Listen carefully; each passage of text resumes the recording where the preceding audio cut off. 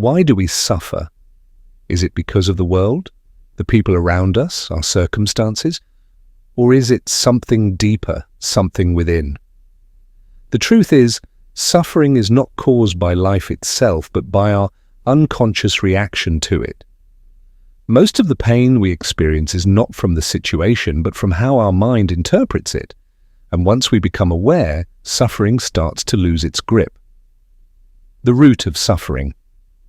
Suffering is born out of unconsciousness, the automatic, habitual way we react to life without awareness. When someone insults you, you react with anger.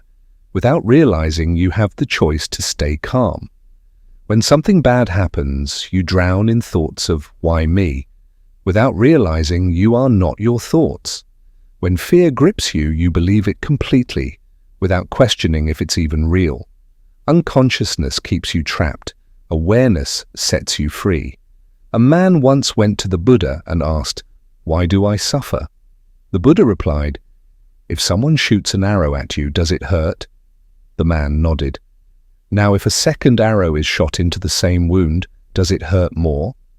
The man nodded again, in pain just imagining it.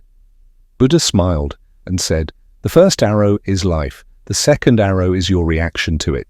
Suffering is the second arrow." How to become aware and end suffering. Pause before reacting. Whenever something disturbs you, don't react immediately. Take a deep breath and observe your emotions. Recognize the second arrow. Ask yourself, am I making this worse by my own thoughts and reactions? Shift to awareness mode. Instead of getting lost in the emotion, step back and watch it. The moment you become aware of suffering, it starts to dissolve. Stay in the present. Most suffering comes from regrets about the past or fear of the future. Bring your focus back to now. You will start to see pain as something temporary, not something that defines you. You will gain power over your emotions rather than being ruled by them. You will experience peace, even in the middle of chaos, because you are no longer lost in reaction.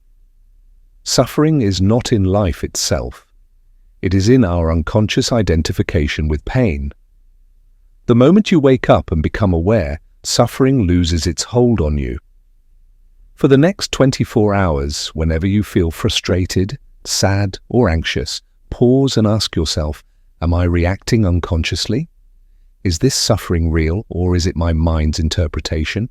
Try it, and watch suffering fade in the light of awareness.